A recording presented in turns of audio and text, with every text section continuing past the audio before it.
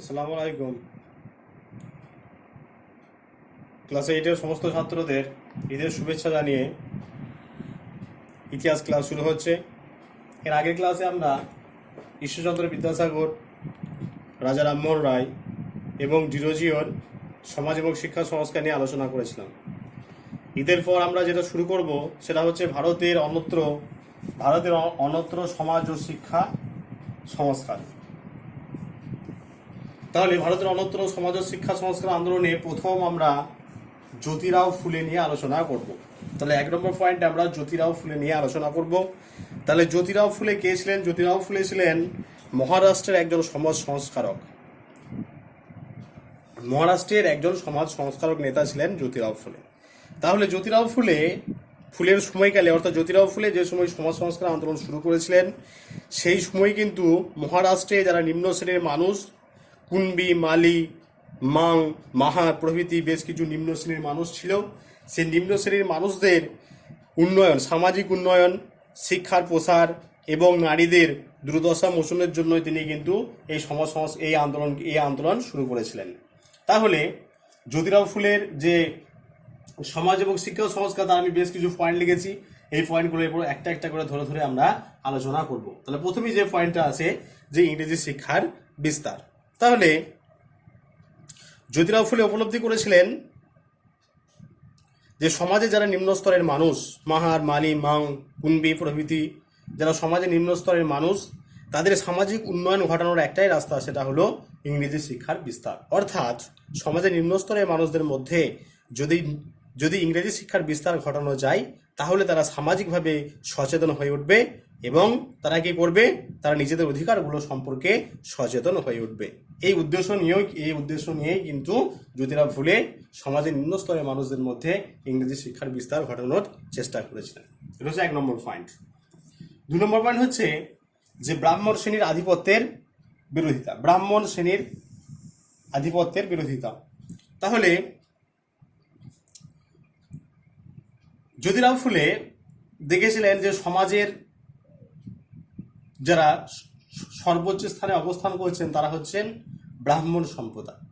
তাহলে ব্রাহ্মণ সম্প্রদায় কিন্তু সমাজের সর্বোচ্চ স্থানে আরোহণ করেছেন এবং তারা সমাজকে পরিচালনা করছেন। অর্থাৎ তারা সমাজে নিচুতলার মানুষদের কিন্তু নিজেদের স্বার্থে তারা ব্যবহার করেছিল। আর কি তিনি উপলব্ধি করেছিলেন যে ব্রাহ্মণ শ্রেণীর আধিপত্যই কিন্তু সমাজে যারা নিম্ন স্তরের মানুষ তাদের কিন্তু দুঃখ দুর্দশার মূল কারণ। এবং তিনি এটা উপলব্ধি করেছিলেন যে সমাজে যে ধর্মগ্রন্থগুলো, অর্থাৎ হিন্দু সমাজে যে সমস্ত ধর্মগ্রন্থগুলো আছে সেই সমস্ত ধর্মগ্রন্থগুলো কিন্তু এই ব্রাহ্মণ শ্রেণীর মানুষদের জন্যই রচনা করা হয়েছিল। অর্থাৎ সমাজে যারা নিচুতরের মানুষ, যাদেরকে আমরা বলি শূদ্র, ব্রাহ্মণ, ক্ষত্রিয়, বৈশ্য, শূদ্র, অর্থাৎ সমাজে যারা নিচুতরের মানুষ অর্থাৎ শূদ্র শ্রেণীর মানুষ, তাদের জন্য কিন্তু এই সমস্ত গ্রন্থগুলো রচনা করা হয়নি। তিনি কি করেছিলেন? সমাজে নিচু স্তরের মানুষদের, ব্রাহ্মণদের বিরুদ্ধে একটা আন্দোলন গড়ে তুলেছিলেন, বা ব্রাহ্মণদের প্রতি যে তাদের যে দৃষ্টিভঙ্গি, সেই দৃষ্টিভঙ্গির একটা বদল করার চেষ্টা করেছিলেন জ্যোতিরাও ফুলে। নেক্সট হচ্ছে সত্যশোধক সমাজ প্রতিষ্ঠা। তাহলে জ্যোতিরাও ফুলে সমাজের নিচু স্তরের মানুষদের উন্নতির জন্য সত্যশোধক নামে একটা সমাজ প্রতিষ্ঠা করেছিলেন। তাহলে এই সংগঠনের মূল উদ্দেশ্য ছিল কি? এই সংগঠনের মূল উদ্দেশ্য ছিল যারা সমাজের নিচু স্তরের মানুষ, যাদেরকে আমরা বলি শূদ্র শ্রেণীর মানুষ, সেই শূদ্র শ্রেণীর মানুষদের সামাজিক ন্যায় প্রতিষ্ঠা করাই ছিল কিন্তু এই সত্যশোধক সমাজ প্রতিষ্ঠার মূল উদ্দেশ্য। সামাজিক ন্যায় প্রতিষ্ঠা ছিল এই সমাজের মূল উদ্দেশ্য। তাহলে এই সমাজ কিন্তু মহারাষ্ট্রের জীবনে বা মহারাষ্ট্রের যে সমাজ ব্যবস্থা, সেই সমাজ ব্যবস্থায় কিন্তু এই সত্যশোধক সমাজ একটা গুরুত্বপূর্ণ ভূমিকা পালন করেছিল। অর্থাৎ এরপর থেকে সত্যশোধক সমাজ প্রতিষ্ঠার পর থেকে সমাজে যারা নিচু স্তরের মানুষ, তারা নিজেদের যে অধিকার, সেই অধিকার সম্পর্কে তারা অনেকটাই সচেতন হয়েছিল। নেক্সট পয়েন্ট আছে নারী মুক্তি।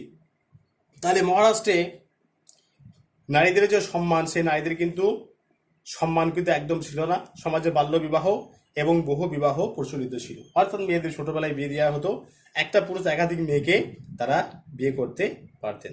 আর কি, কন্যা সন্তান অর্থাৎ ছোটবেলায় কন্যা সন্তান জন্মগ্রহণ করলে তাকে হত্যা করা হতো। তাহলে এই সমস্ত দিক জ্যোতিরাও ফুলেকে খুব ব্যথিত করেছিল। তাই তিনি মেয়েদের বা নারী শিক্ষার উন্নয়নের জন্য তিনি পুনেতে একটা বালিকা বিদ্যালয় স্থাপন করেছিলেন এবং তার স্ত্রী সাবিত্রীও কিন্তু এই নারী জাতির উন্নয়নের জন্য তিনিও কিন্তু একাধিক বিদ্যালয় প্রতিষ্ঠা করেছিলেন। নেক্সট পয়েন্ট হচ্ছে যে জাতিভেদ প্রথার বিরোধিতা। তাহলে তিনি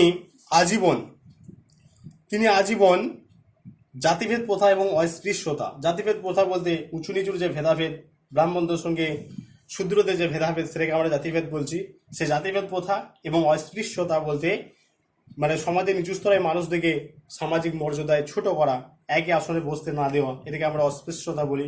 বা ছোট সমাজের নিচু স্তরের মানুষদের চুলের যে জাত যাওয়ার যে ব্যাপার, সেগুলোকে আমরা অস্পৃশ্যতা বলি। তাহলে সেই অস্পৃশ্যতা এবং জাতিভেদ এই দুটোর জন্য তিনি কিন্তু আজীবন সংগ্রাম চালিয়ে গিয়েছিলেন এবং তিনি কিন্তু তার যে লক্ষ্য, সেই লক্ষ্যে তিনি পৌঁছেছিলেন। লাস্ট পয়েন্ট যেটা আছে সেটা হচ্ছে যে বিভিন্ন গ্রন্থ রচনা। তাহলে জ্যোতিরাও ফুলে যে গ্রন্থের জন্য বিখ্যাত, সেই গ্রন্থ নাম হচ্ছে গোলামগিরি হচ্ছে তার একটা বিখ্যাত গ্রন্থ। সময়কাল 1873 সালে তিনি গোলামগিরি নামে একটা গ্রন্থ রচনা করেছিলেন।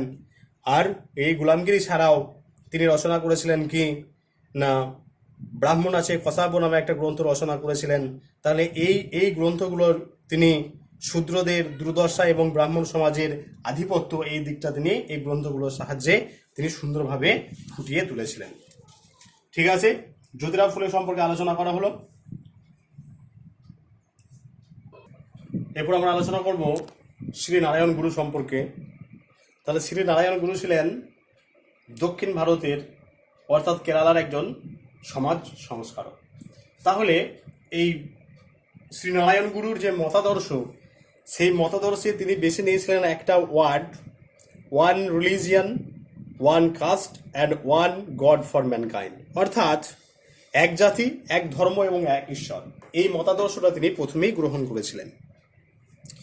তাহলে আমরা জানি যে কেরালার যে সমাজ জীবন, সেই সমাজ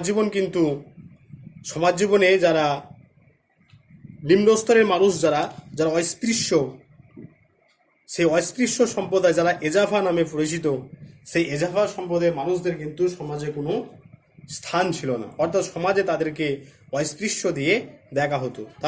তাদের মন্দিরে প্রবেশ তো দূরের কথা, মন্দিরের সামনে দিয়ে যে রাস্তা, সেই রাস্তায় তারা কিন্তু হেঁটে যেতেও পারতো না।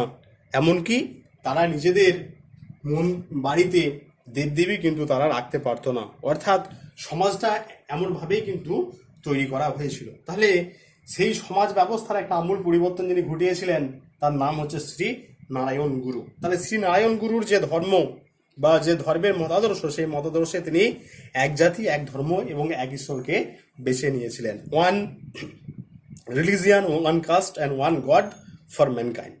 তাহলে এ সম্পর্কে তিনি তিনটি নীতি তিনি বিশ্বাস করতেন। তিনটি নীতি কি কি? 1 নম্বর বলছে যে নিজেকে শিক্ষিত করে কুসংস্কার মুক্ত হওয়া। এই কথাটা তিনি ওপর খুব জোর দিয়েছিলেন, নিজেকে শিক্ষিত হয়ে কুসংস্কার মুক্ত হওয়া। 2 নম্বর হচ্ছে শক্তিশালী হওয়ার জন্য ঐক্যবদ্ধ হওয়া। তাহলে একা কিন্তু সংগ্রাম করে কেউ কোনোদিন জীবনে জয় হতে পারেনি, তাই তিনি বলেছিলেন যে জীবনে জয় হতে গেলে ঐক্যবদ্ধ হতে হবে। আর 3 নম্বর পয়েন্ট যেটা, যে আর্থিক অবস্থার উন্নতি ঘটানোর জন্য কি করতে হবে, শিল্প স্থাপন করতে হবে এবং বাণিজ্যের ওপর জোর দিতে হবে। এই 3টি ছিল তার জীবনের মূল মতাদর্শ। ঠিক আছে, এরপর আমরা সমাজ সংস্কার এবং শিক্ষা সংস্কার নিয়ে আলোচনা করব। তাহলে সমাজ সংস্কারের ক্ষেত্রে যেটা প্রথমেই আলোচনা করব সেটা হচ্ছে বর্ণবৈষম্যের বিরুদ্ধে আন্দোলন। 1 নম্বর পয়েন্টে আছে যে বর্ণবৈষম্যের বিরুদ্ধে আন্দোলন। তাহলে কেরালা বা দক্ষিণ ভারত যেটা নিয়ে আমরা আলোচনা করছি, তাহলে কেরালার তিনি বিভিন্ন অঞ্চল ভ্রমণ করেছিলেন এবং ভ্রমণ করে তিনি যে সত্যই উপনীত হয়েছিলেন সেটা হলো যে সমাজে কিন্তু ধনী দরিদ্রের বা উচ্চ স্তরের মানুষের সঙ্গে নিম্ন স্তরের মানুষের একটা বিরাট পার্থক্য থেকে গিয়েছিল। অর্থাৎ সমাজে নিচু স্তরের মানুষ এজাভা সম্প্রদায় যারা নামে পরিচিত, সেই এজাভা সম্প্রদায়ের মানুষরা কিন্তু সমাজে তাদের জীবন দুর্বিষহ হয়ে উঠেছিল। অর্থাৎ ব্রাহ্মণ সম্প্রদায়ের মানুষরা, উঁচু স্তরের মানুষরা কিন্তু এই নিচু স্তরের মানুষদেরকে কিন্তু খুব নিচু নজরে তারা দেখতেও তাদের কোনো সামাজিক মর্যাদা দিত না। এমনকি শিক্ষা থেকে এই এজাভা সম্প্রদায়ের মানুষরা কিন্তু এই শিক্ষা থেকে পুরোপুরি তারা দূরে ছিল। তাই শ্রী নারায়ণ গুরু উপলব্ধি করেছিলেন যে এই এজাভা সম্প্রদায়ের মানুষদের উন্নতি ঘটানোর জন্য তাদেরকে কিন্তু শিক্ষার মধ্যে আনতে হবে, এবং শিক্ষার যখনই উন্নয়ন ঘটবে, শিক্ষার উন্নয়ন ঘটলে তাদের কিন্তু এই শিক্ষার যখন উন্নয়ন ঘটবে তখন এই বর্ণ বৈষম্যেরও বিরোধিতা ঘটবে। এই কাজটা তিনি করেছিলেন। 2 নম্বর হচ্ছে শিক্ষা বিস্তার। তিনি সমাজের নিম্ন স্তরে যারা মানুষ, এজাভা সম্প্রদায়ের যারা মানুষ, তাদের শিক্ষার উন্নতি ঘটানোর জন্য বেশ কিছু বিদ্যালয় প্রতিষ্ঠা করেছিলেন, এবং এই বিদ্যালয়গুলোর যে ব্যয়ভার, এই বিদ্যালয়গুলোর ব্যয়ভার কিন্তু তিনি নিজেই বহন করতেন। এর জন্য তিনি একটা অর্থ ভাণ্ডার প্রতিষ্ঠা করেছিলেন। আর তিনি প্রতিটি এজাভা পরিবারকে বিবাহ বা অন্য কোনো সামাজিক যে অনুষ্ঠান, সেই সামাজিক অনুষ্ঠানের সময় এই অর্থ ভাণ্ডারে অর্থ জমা দেওয়া বাধ্যতামূলক করেছিলেন। অর্থাৎ তিনি সমাজে যে শিক্ষা বিস্তার করছেন, সেই শিক্ষা বিস্তারের জন্য যে অর্থের দরকার, সেই অর্থ কোথা থেকে আসবে, সেই অর্থের জন্য তিনি একটা অর্থ ভাণ্ডার প্রতিষ্ঠা করেছিলেন। তাহলে যখন এজাভা সম্প্রদায়ের মানুষরা কোনো সামাজিক বিবাহ বা অন্য যে কোনো সামাজিক অনুষ্ঠানে যোগদান করত, তখন কিন্তু এই অর্থ ভাণ্ডারে তাদেরকে জমা দিতে হতো, অর্থ ভাণ্ডারে অর্থ জমা দিতে হতো, এবং সেই অর্থ কি হতো, শিক্ষা বিস্তারের জন্য ব্যয় হতো। অর্থাৎ তিনি চেয়েছিলেন যে এজাভা সম্প্রদায়ের উন্নতির জন্য কিন্তু শিক্ষা বিস্তার কিন্তু একান্তই দরকার। শিক্ষার বিস্তার যদি তাদের মধ্যে ঘটানো না যায়, তাহলে কিন্তু তাদের সামাজিক উন্নতি কখনোই ঘটবে না। তাই সামাজিক উন্নতি ঘটানোর জন্য তিনি শিক্ষা বিস্তারের উপর জোর দিয়েছিলেন। 3 নম্বর পয়েন্ট যেটা আছে যে মদ্যপানের বিরোধিতা, তিনি মদ্যপানের বিরুদ্ধে প্রচার চালিয়েছিলেন। মদ্যপান যে শুধুমাত্র একটা মানুষের ক্ষতি করে তা কিন্তু নয়, একটা মানুষের ক্ষতি করে, একটা পরিবারের ক্ষতি করে, একটা সমাজের ক্ষতি করে, এবং সামগ্রিক বিচারে একটা দেশেরও কিন্তু ক্ষতি করে। এই উপলব্ধি তিনি করেছিলেন, তাই তিনি মদ্যপানের বিরুদ্ধে বিরোধিতা করেছিলেন। নেক্সট পয়েন্ট হচ্ছে মন্দির প্রতিষ্ঠা। একটু আগে আমরা বলেছি যে কেরালায় সাধারণ মানুষদের মন্দিরে প্রবেশ তো দূরের কথা, মন্দিরের দরজার সামনে তারা হেঁটে যেতে পারতো না। মন্দিরের যে সামনে যে রাস্তা, সেই রাস্তা দিয়ে কিন্তু হেঁটে যেতে পারতো না। তাই এজাভা সম্প্রদায়ের মানুষরা যাতে মন্দিরে প্রবেশ করতে পারে, তার জন্য বেশ কিছু তিনি মন্দির এবং মঠ প্রতিষ্ঠা করেছিলেন। এই মঠ এবং মন্দিরের দরজা কিন্তু নিম্ন বর্ণে যারা মানুষ, এজাভা সম্প্রদায়ের যারা মানুষ, সেই এজাভা সম্প্রদায়ের মানুষদের জন্য সবসময় খুলে দেওয়া হয়েছিল। অর্থাৎ যে সমস্ত মানুষরা দেবদেবী থেকে দূরে ছিলেন, সেই সমস্ত মানুষরা কিন্তু এই দেবদেবীর তারা দর্শন পেয়েছিল এই মন্দির প্রতিষ্ঠার পর থেকে। অর্থাৎ সমাজে তারা যে একদম কণ্ঠরোধ হয়েছিল, সেই কণ্ঠরোধ থেকে তারা অনেকটা কিন্তু রেহাই পেয়েছিল। নেক্সট পয়েন্ট হচ্ছে ভাইকম সত্যাগ্রহ, যেটা এটা 2 নম্বরে প্রশ্ন পড়ে তোমাদের, ভাইকম সত্যাগ্রহ কি। তাহলে ত্রিবাঙ্কুর বলে একটা জায়গা আছে দক্ষিণ ভারতের, কেরালা ত্রিবাঙ্কুর। সেই ত্রিবাঙ্কুরে কি হয়েছিল, ত্রিবাঙ্কুরের ভাইকম নামে একটা গ্রাম, সেই গ্রামে যারা বর্ণ হিন্দু অর্থাৎ যারা ব্রাহ্মণ, সেই ব্রাহ্মণরা কি করেছিল, মন্দিরের সামনে রাস্তা দিয়ে নিম্ন শ্রেণীর অস্পৃশ্য হিন্দুদের চলাচলের যে অধিকার, সে অধিকার কিন্তু তারা নিষিদ্ধ করেছিল। অর্থাৎ সমাজের উচ্চস্তরের যারা ব্রাহ্মণ অর্থাৎ হিন্দু, যারা উচ্চস্তরের হিন্দু অর্থাৎ যারা ব্রাহ্মণ, সেই ব্রাহ্মণরা কি করেছিলেন, সেই ব্রাহ্মণরা কিন্তু নিম্ন স্তরের মানুষ যারা এজাভা সম্প্রদায়ের মানুষ, সেই এজাভা সম্প্রদায়ের মানুষদের চলাচলটাকে নিষিদ্ধ করেছিলেন। তাহলে 1924 খ্রিস্টাব্দে সাধারণ মানুষকে একত্রিত করে তিনি 1924 খ্রিস্টাব্দে একটা আন্দোলন করেছিলেন, এবং এই আন্দোলনের ফলে কিন্তু ওই হিন্দুরা, বর্ণ হিন্দু যারা, সেই বর্ণ হিন্দুরা সেই মন্দিরের দরজা কিন্তু সাধারণ মানুষদের জন্য খুলে দিতে বাধ্য হয়েছিল।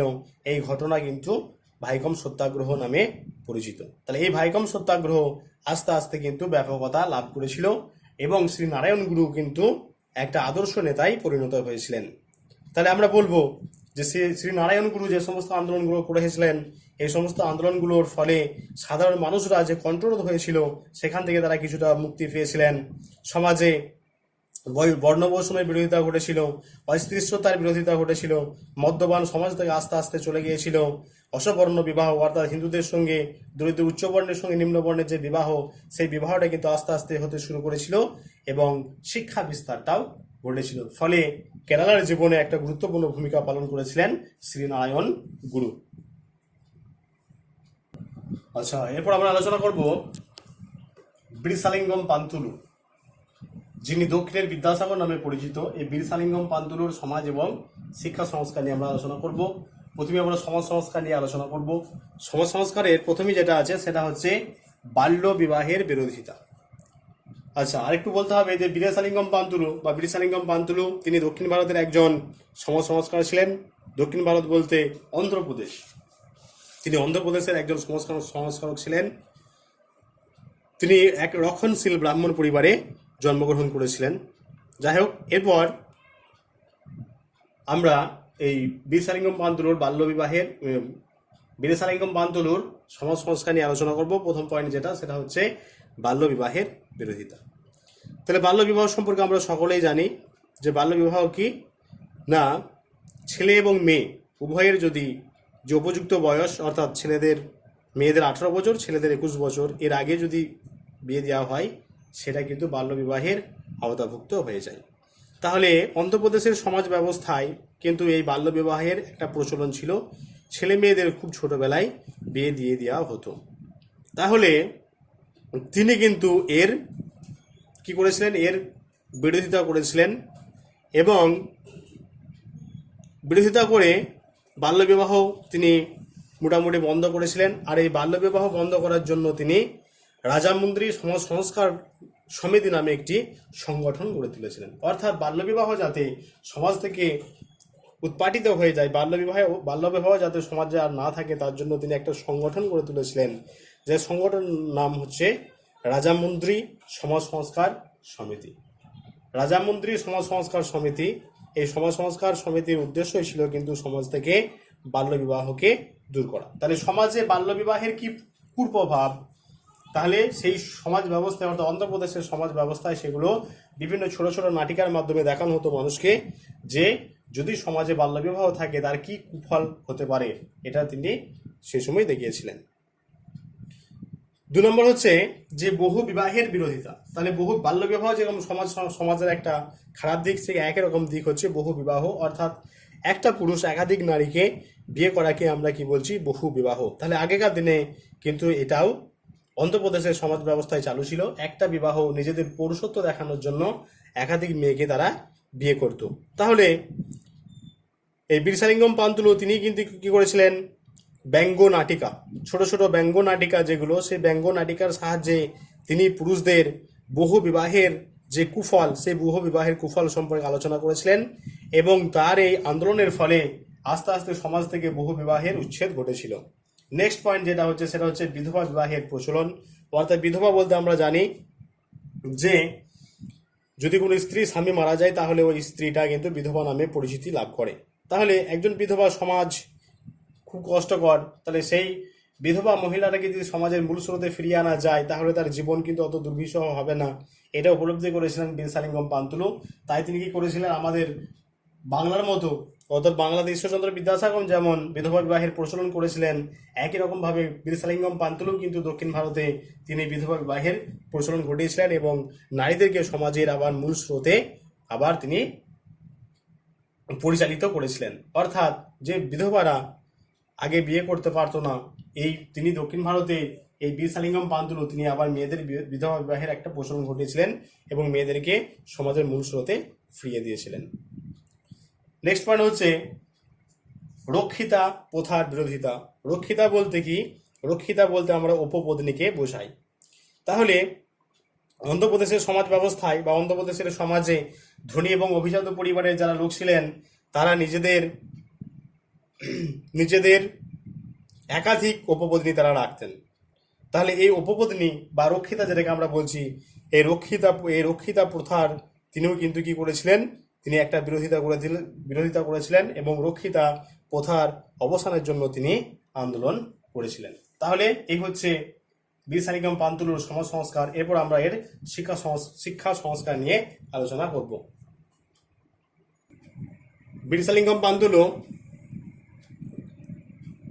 তিনি শিক্ষার উন্নতির জন্য বা শিক্ষার প্রসার ঘটানোর জন্য তিনি বেশ কিছু বিদ্যালয় স্থাপন করেছিলেন। অর্থাৎ তিনিও দেখেছিলেন যে সমাজের যারা মানুষ, সাধারণ মানুষ, তাদের উন্নতি ঘটানোর জন্য শিক্ষা কিন্তু একান্ত অপরিহার্য। তাই সেই শিক্ষার উন্নতি ঘটানোর জন্য তিনি কি করেছিলেন? বেশ কিছু বালিকা বিদ্যালয় স্থাপন করেছিলেন, বয়স্ক মহিলাদের জন্য বিদ্যালয় স্থাপন করেছিলেন, হরিজনদের জন্য বিদ্যালয় স্থাপন করেছিলেন এবং শ্রমিক যারা, সেই শ্রমিকদের জন্য বিদ্যালয় তিনি স্থাপন করেছিলেন। অর্থাৎ এই সমস্ত বিদ্যালয়ে বিনা পয়সায় ছাত্রদের এখানে শিক্ষা দেওয়া হতো। শিক্ষা গ্রহণের জন্য কিন্তু ছাত্রদের কাছ থেকে কোনো রকম পয়সা নেওয়া হতো না। অর্থাৎ তিনি এই শিক্ষাকে সমাজের সর্বস্তরে ছড়িয়ে দেওয়ার জন্য এই সমস্ত বিদ্যালয়গুলো স্থাপন করেছিলেন।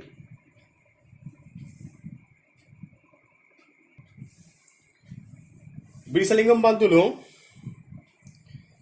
তিনি তেলুগু ভাষায় বেশ কিছু গ্রন্থ রচনা করেছিলেন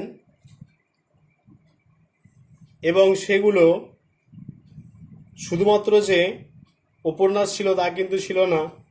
উপন্যাসের সঙ্গে সঙ্গে নাটক, ইতিহাস, নীতিশাস্ত্র, তর্কশাস্ত্র, জ্যোতির্বিজ্ঞান, শারীরবিদ্যা প্রভৃতি বিষয়ে তিনি কিন্তু বেশ কিছু গ্রন্থ তেলুগু ভাষায় রচনা করেছিলেন। অর্থাৎ বীরসালিঙ্গম পান্তুলু ছিলেন তেলুগু সাহিত্য এবং সাংবাদিকতার জনক। একটু আগে আমরা বলেছি যে তিনি দক্ষিণ ভারতের বিদ্যাসাগর নামে পরিচিত ছিলেন। তাহলে তিনি ছিলেন তেলুগু সাহিত্য এবং সাংবাদিকতার জনক। তাহলে গ্রন্থ রচনা হলে এরপর সাংবাদিকতা। তাহলে গ্রন্থ রচনার পাশাপাশি তিনি বিবেকবর্ধিনী নামে তেলুগু ভাষায় একটি পত্রিকা প্রকাশ করেছিলেন। এরপর চিন্তামণি, সত্যবাদী প্রভৃতি সংবাদপত্র তিনি প্রকাশ করেন। এই সমস্ত সংবাদপত্রের সাহায্যে তিনি কি করেছিলেন না, সরকারি বিচারপতি এবং আমলা যারা, তাদের দুর্নীতি এবং অত্যাচার, সমাজের যারা নিচুতলার মানুষ তাদের অত্যাচার, এই সমস্ত অত্যাচারের কাহিনীগুলো তিনি কিন্তু সুন্দরভাবে ফুটিয়ে তুলেছিলেন। তাহলে সামগ্রিক দিক বিচার করে আমরা বলবো যে বীরসালিঙ্গম পান্তুলু ছিলেন আধুনিক অন্ধ্রের অগ্রদূত, আধুনিক অন্ধ্রের জনক, দক্ষিণ ভারতের বিদ্যাসাগর এবং তেলুগু সাহিত্য এবং সাংবাদিকতার জনক।